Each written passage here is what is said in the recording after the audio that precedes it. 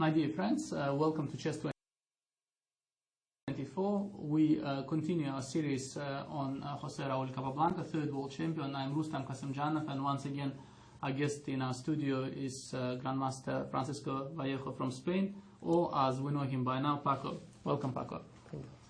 So I was going to talk about the importance of the 7th rank. What can you tell us about the 7th rank? Well, it's very important.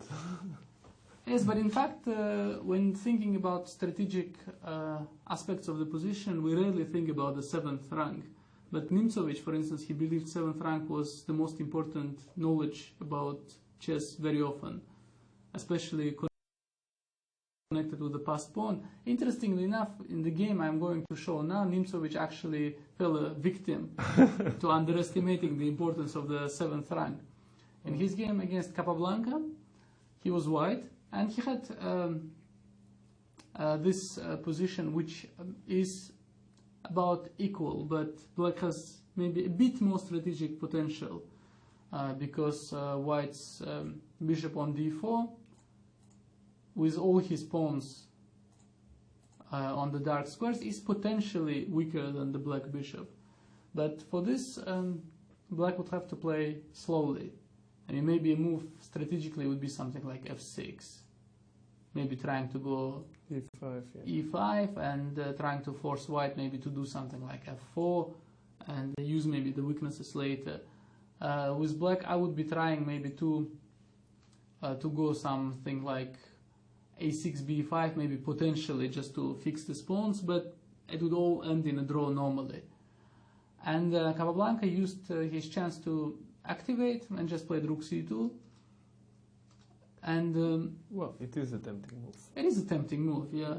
Rook c2. Well, you attack the queen. The thing is that if Nimzowitsch would show some precision, I think queen d1 would pretty much neutralize black's initiative.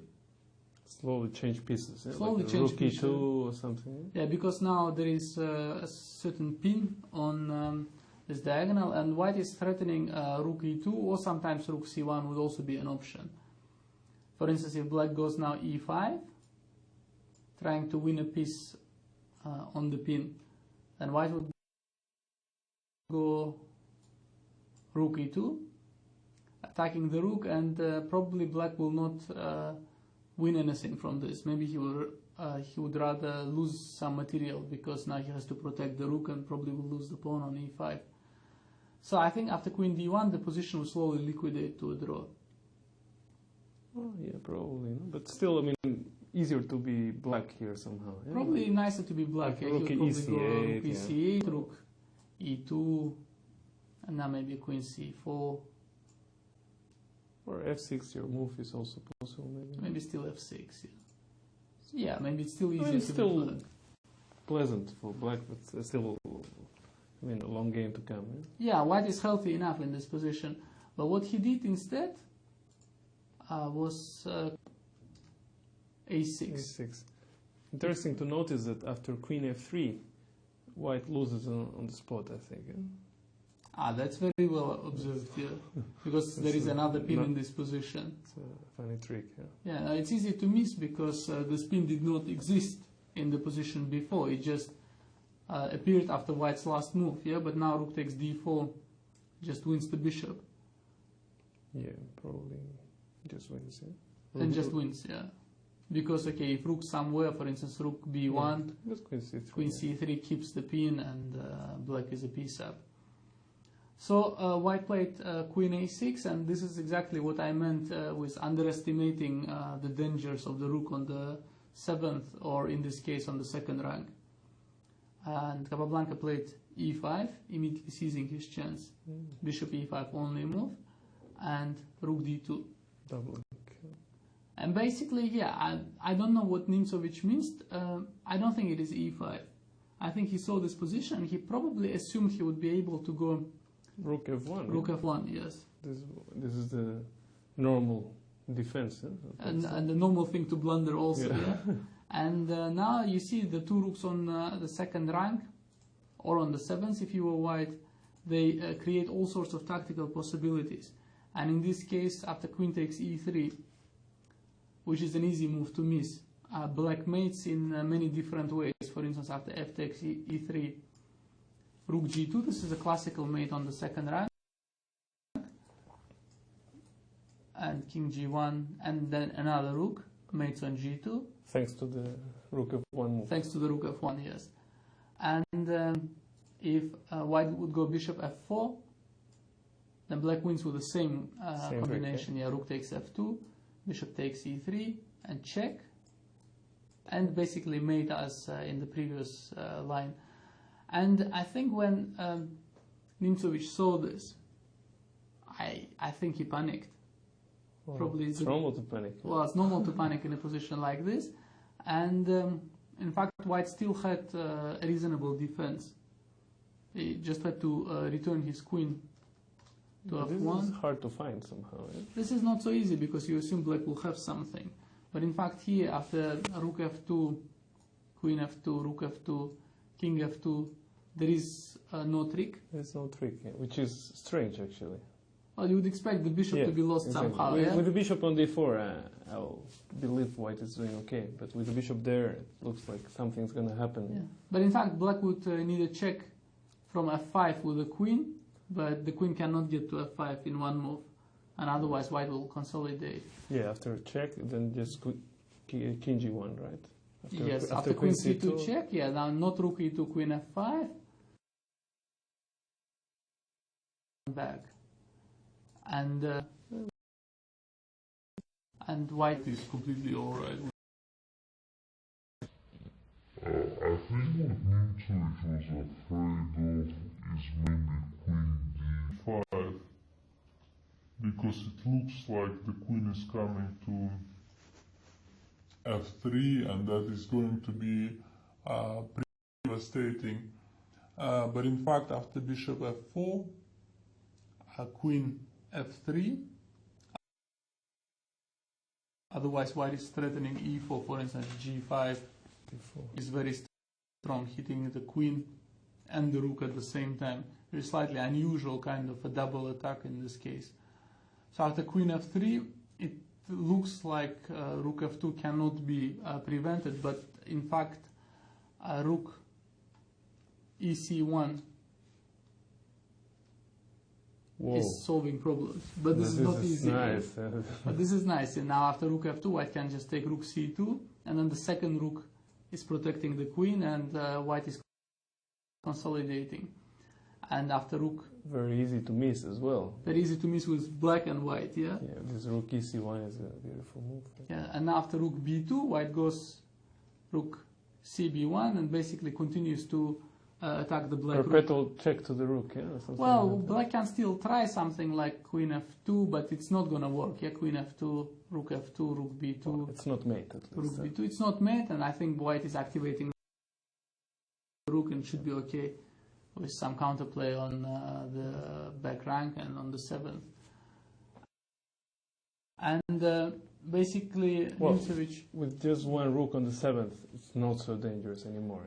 Yeah, yeah, I mean, one there is no pieces to help you. Huh? That's true. Yeah, one rook needs support. Yeah, it's either the second rook or very often the passed pawn, which makes it very, very strong. Yeah.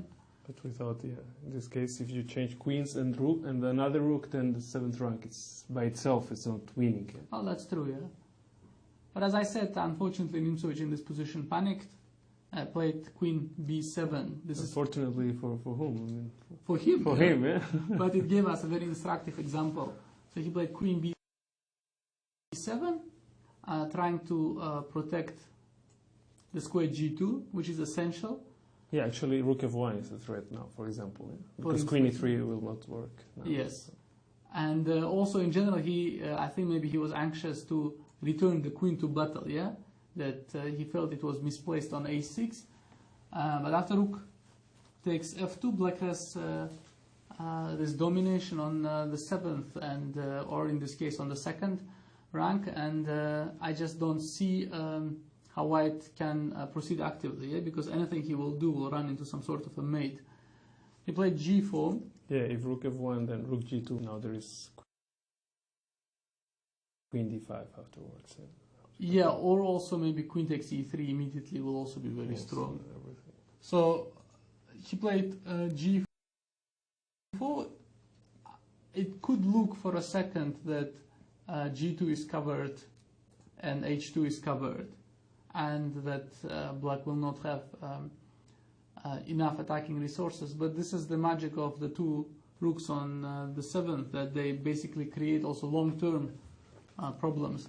And in this case, Capablanca just brought queen into the attack, queen e6. He always does this, no, Capablanca. Like when everybody's looking for a blow, no, like for a winning move, he just brings back the queen, like very very calm. Yeah? Well, this was maybe the main part of his talent and chess strengths. Yeah, he was somehow calm about things. Yeah, and bringing pieces. Yeah.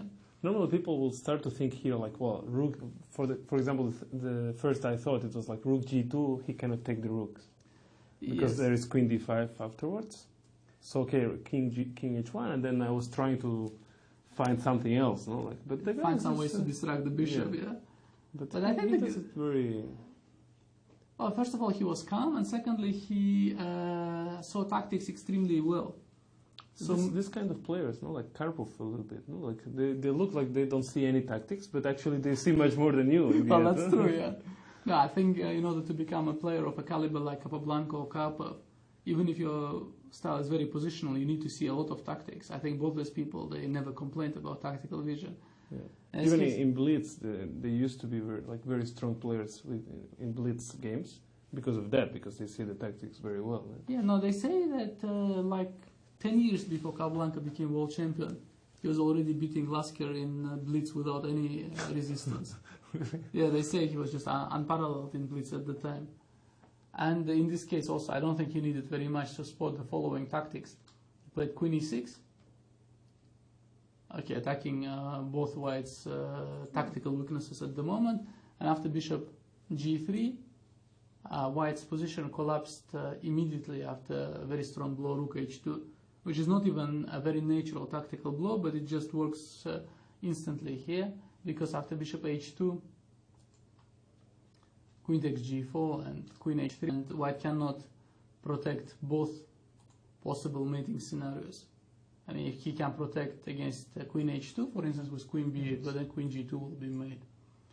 You see how many tactical mating possibilities two rooks would create on the 7th, or in this case 2nd rank. And in this case, white just managed to defend against all sorts of mates, but now his position is weak enough, and now Capablanca just liquidated into an ending and with 2 pawns up and a very strong play on the king side. I mean, he can continue with h5, h4, g5, then activate the bishop, and white's king remains extremely weak. Not only that, but it's also very difficult to defend such positions. You know, like, yes. well, apart probably this is objectively lost, but when your opponent has like a queen and lots of checks, it's kind of difficult to play, you know, because it's like, well, on every move it looks like you're going to blunder something. Yeah? Well, that's true, yeah. When your king is weak, it's very difficult to play against the queen, yeah, because the queen is such a dominating piece. You need to worry about lots of moves, but your opponent might be thinking about something else, no? Like, what is he going to do tonight? No?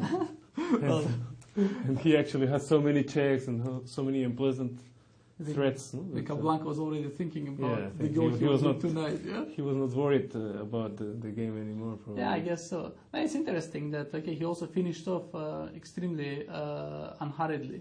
Played h5, queen g5, and now the move I like very much. He just played a5, creating a second weakness on b4 or on a3, and giving the bishop something to do as well. Well, right? That's true, yeah. He's activating the bishop, and after rook e2, ab, bishop e7, black somehow completely consolidated his position, and I think around here they must have adjourned.